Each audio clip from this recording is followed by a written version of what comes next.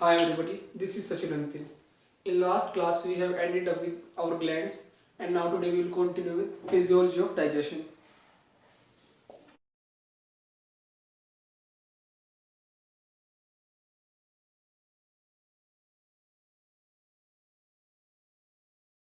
जो अपने कार्बोहाइड्रेट्स हैं वो डिफरेंट एंजाइम्स के बाद डाइजेशन पे हमें देंगे glucose. Proteins provide us amino acid, lipids provide us fatty acid plus glycerol, and nucleic acid will give us nucleotides. A group of enzymes which use water to break macromolecules are called as hydrolysis. Now today we will discuss four types of hydrolysis that play a major role in digestion.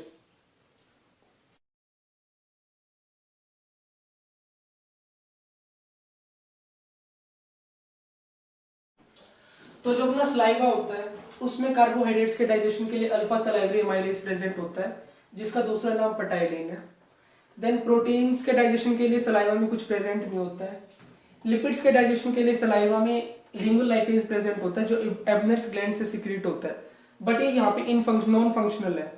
कुछ हद तक ये stomach में जाने के बाद कुछ थोड़े से एक्सटेंट तक ये फंक्शनल हो सकता है. एंड देन न्यूक्लिक एसिड्स के डाइजेशन के लिए भी सलाइवा में कुछ नहीं होता है. Then second is gastric juice. Gastric juice में कार्बोहाइड्रेट्स के डाइजेशन के लिए गैस्ट्रिक अमाइलेज है, ये नॉन फंक्शनल होता है. देन प्रोटीन्स के डाइजेशन के लिए प्रोटीजेज है पेप्सिनोजन एंड प्रोरेनिन, ये दोनों इनएक्टिव फॉर्म में प्रेजेंट है जो एक्टिवेट होते हैं. देन लिपिड्स के डाइजेशन के लिए gastric lipase and then again nucleic acids के डाइजेशन के लिए कुछ प्रेजेंट नहीं है. Then the third is pancreatic juice. Pancreatic juice में जो कार्बोहाइड्रेट्स है उनके डाइजेशन के लिए पेनक्रियाटिक अमाइलेज प्रेजेंट होता है जिसको हम अमाइलोप्सिन भी बोलते हैं. देन द प्रोटीन्स के डाइजेशन के लिए ट्रिप्सिनोजन, काइमोट्रिप्सिनोजन एंड प्रोकार्बोक्सीपेप्टिडेज है. ये तीनों के तीनों अपने कैसे इनएक्टिव फॉर्म में जो एक्टिव होते हैं. देन लिपिड्स के डाइजेशन के लिए इंटेस्टाइनल लाइपेज प्रेजेंट होता है जिसको स्टेप्सिन बोलते हैं. देन न्यूक्लिक एसिड के डाइजेशन के लिए अपने पैनक्रियाटिक जूस में प्रेजेंट होता है deoxyribonuclease and ribonuclease. Then the fourth is intestinal juice. Intestinal juice का दूसरा नाम सर्कस एंटेरिकस है. इसमें जो अपने अल्फा डेक्सट्रिन्स उनके डाइजेशन के लिए अल्फा डेक्सट्रिनेज है, माल्टोज के लिए माल्टेज है, लैक्टोज के लिए लैक्टेज है. एंड देन फिर प्रोटीन्स के डाइजेशन के लिए एक एंटेरोकाइनेज नाम का एक एंजाइम प्रेजेंट है, वो एक्टिवेटर की तरह काम करता है जो इन तीनों इनएक्टिवेटेड फॉर्म्स को एक्टिवेट करता है.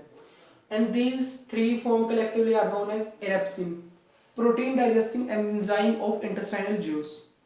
देन लिपिड के डाइजेशन के लिए अपने इंटेस्टाइनल जूस में इंटेस्टाइनल लाइपेज प्रेजेंट है एंड न्यूक्लिक एसिड्स के लिए nucleosidase and nucleotidase. Now we will study the digestion of these nutrients individually.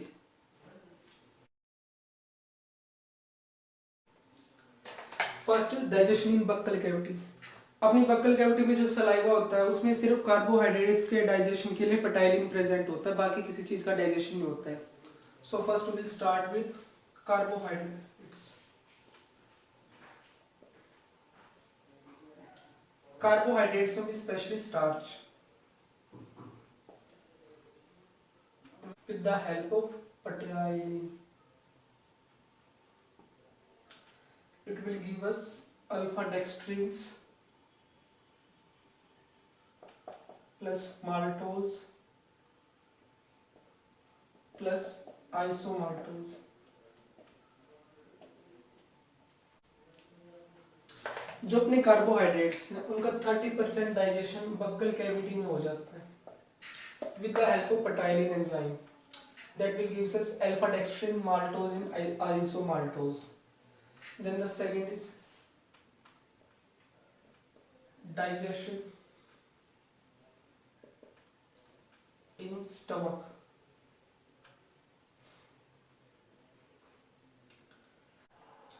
अपने स्टमक में सिर्फ प्रोटीन्स का डाइजेशन होता है. कार्बोहाइड्रेट्स के डाइजेशन के लिए जो गैस्ट्रिक लाइपेज प्रेजेंट होता है यहाँ पे नॉन फंक्शनल होता है.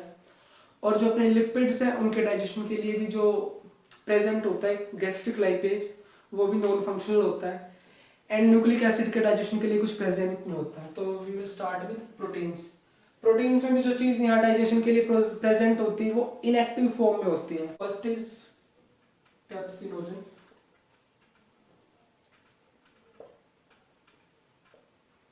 जो अपने पेप्सिनोजन है इनएक्टिव फॉर्म में प्रेजेंट है, जो with in the presence of HCl changes to pepsin. Pepsin is the activated form. Activates peptins. जो अपनी पेप्सिन है ये एक्ट करेगा प्रोटीन्स पे, प्रोटीन्स पे एक्ट करेगा और it will give us proteose plus peptones.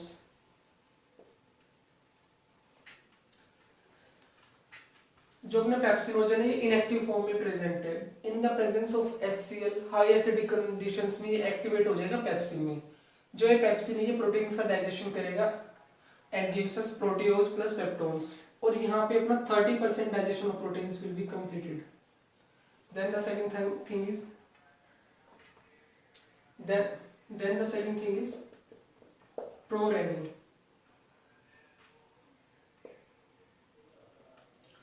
Prorenin जो है ये यूजुअली अपने इन्फेंट्स में मिलता है या फिर रूमिनेंट्स में मिलता है, एडल्ट्स में ये मिलता नहीं है। तो जो प्रोरेनिन है ये भी इनएक्टिवेटेड फॉर्म में है, तो in the presence of HCl it also get activated to renin. जो रेनिन होगा ये मिल्क प्रोटीन के डाइजेशन को मीडिएट करेगा।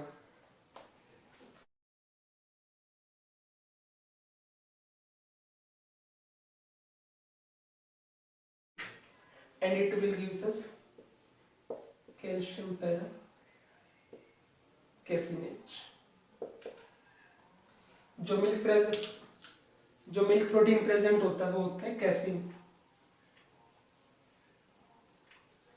that is also called as curdling of milk. Curdling of milk.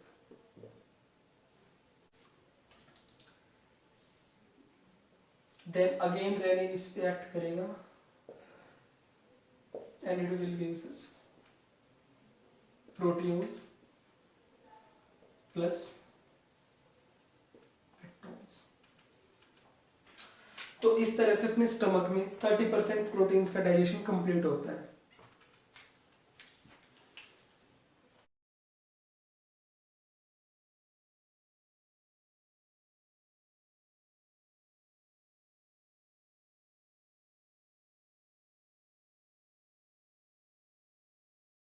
तो जो स्मॉल इंटेस्टाइन है इसमें डाइजेशन के लिए पैनक्रियाटिक जूस भी प्रेजेंट होता है और इंटेस्टाइनल जूस भी प्रेजेंट होता है। तो फर्स्ट जो एक्शन होगा कार्बोहाइड्रेट्स पे होगा पैनक्रियाटिक जूस का। जो अपना 30% डाइजेशन स्टार्च का वो ओरल कैविटी में हो चुका होता है। Then by the action of amylopsin 70% digestion of starch will get completed. Then जो प्रोडक्ट्स डाइजेशन के बाद हमें मिलेंगे, इंटेस्टाइनल जूस में जो एंजाइम्स प्रेजेंट होंगे वो बाकी चीजों का डाइजेशन मीडिएट करेगा। जैसे कि हमें जो अल्फा डेक्सट्रिन्स के मॉलिक्यूल्स मिलेंगे उस पर एक्ट करेगा अल्फा डेक्सट्रिनेज एंजाइम, जिससे हमें काफी सारे मॉलिक्यूल मिलेंगे ग्लूकोज के। देन माल्टोज पे एक्ट करेगा maltase, we will get 2 molecules of glucose. Isomaltase पे isomaltase, we will get 2 molecules of glucose again. Then lactose पे एक्ट करेगा lactase, we will get glucose plus galactose. And last sucrose पे act करेगा sucrase, we will get glucose plus fructose.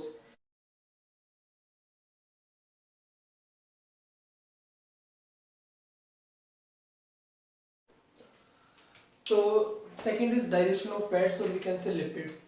तो सबसे पहले क्या होगा, एक्शन ऑफ बाइल होगा। उसमें क्या होगा, जो लार्ज फैट मॉलिक्यूल है ड्रॉपलेट है उसको बाइल के एक्शन से वो टूट जाएगा, that is it get emulsified. जो इमल्सिफाइड फैट होगा उस पर भी 2 जूस एक्शन करने के लिए, the first is pancreatic juice that is trypsin, वो एक्ट करेगा। Then we will get fatty acid plus glycerol, then we will get fatty acid plus glycerol and then intestinal lipase act करेगा, then also we get fatty acid plus glycerols again.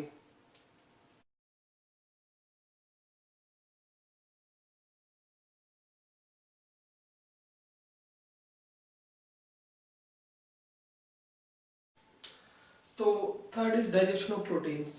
Proteins के digestion के लिए first role आता है action of pancreatic juice. जो अपना pancreatic juice होता है उसमें होता है trypsinogen that is inactive form. ये कैसा इनएक्टिव है, जिसको एक्टिवेट करेगा enterokinase, this is activator, changes to trypsin, this is the active form. Then chymotrypsinogen is activated by trypsin to chymotrypsin. Similarly, procarboxypeptidase is activated by trypsin to carboxypeptidase. 20% अपना protein digested हो चुका है, बाकी जो 80% बचा हुआ वो यहाँ पे होगा। जो प्रोटीन्स है वो डाइजेस्टेड होंगे by trypsin at the pH of 7 to 8 and will gives us proteose plus peptones. अब जो प्रोटियोज छोटी यूनिट बनी हुई है ये डाइजेस्टेड होगी दोबारा से फिर ट्रिप्सिन से और इससे मिलेंगे पॉलीपेप्टाइड। जब सेकंड रोल आता है वो आता है एक्शन ऑफ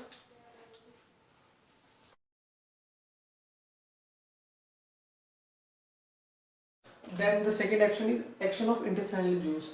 जब हमारे पास पॉलीपेप्टाइड बन गई है उन पे एक्ट करेगा अमाइनोपेप्टिडेज जो उनको चेंज करेगा डाइपेप्टाइड्स में। जब डाइपेप्टाइड्स है उन पे एक्ट करेगा डाइपेप्टिडेज हमारा एंजाइम। जब डाइपेप्टिडेज है उन पे एक्ट करेगा डाइपेप्टिडेज एंजाइम जो उनको चेंज कर देगा अमाइनो एसिड में। जो लास्ट थिंग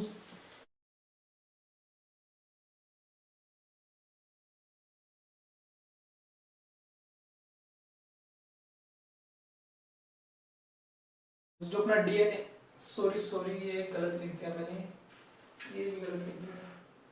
जो अपना डीएनए होगा by the action of deoxyribonuclease changes to deoxyribonucleotide. Similarly, the RNA by the action of ribonuclease changes to ribonucleotides. अब ये न्यूक्लियोटाइड्स बने हैं by the action of different nucleotides they will changes to their more simpler form. जो अपना nucleotides है वो nucleotidase के action से nucleoside plus H3PO4 that is phosphoric acid इसमें चेंज हो जाएगा।